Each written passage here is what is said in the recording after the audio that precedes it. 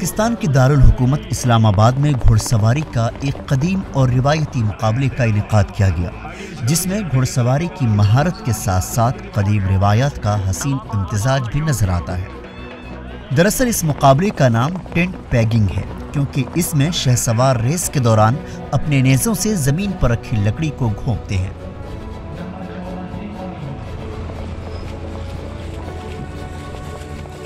यहाँ पे दो लाइनें लगी हुई हैं, एक तो किले लगे हुए हैं, एक आगे इसकी लाइन लगी हुई है।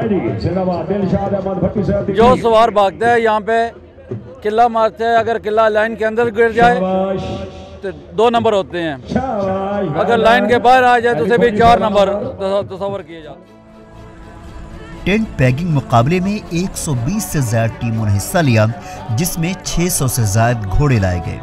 इस कदीम खेल में रिवायती लिबास के साथ साथ शहसवारों ने बेहतरीन खेल का मुजाहरा किया।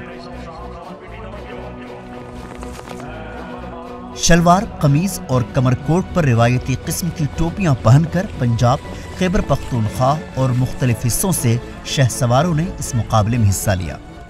इंटरनेशनल गेम भी हो चुकी है, तकरीबन दुनिया के 13 ममालिक में इस वक्त टीम्स बन चुकी हैं और इंटरनेशनली भी ये इवेंट होना शुरू हो गया है। तो पंजाब की हमारी सकाफ़त है और इस सकाफ़त को प्रमोशन मिलनी चाहिए और तकरीबन पूरे पंजाब में ये गेम होती है और पंजाब में बहुत अच्छे सवार हैं और इनका स्टाइल दुनिया में सबसे अनोखा है।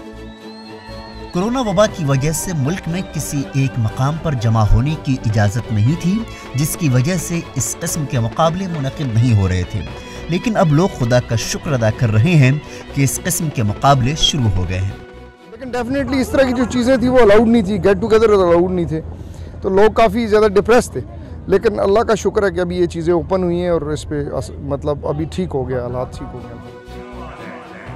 2 दिन तक जारी रहने वाले इस टेंट पैगिंग मुकाबले में पोठूहाट टेंट पैगिंग क्लब ने पहला मकाम हासिल किया।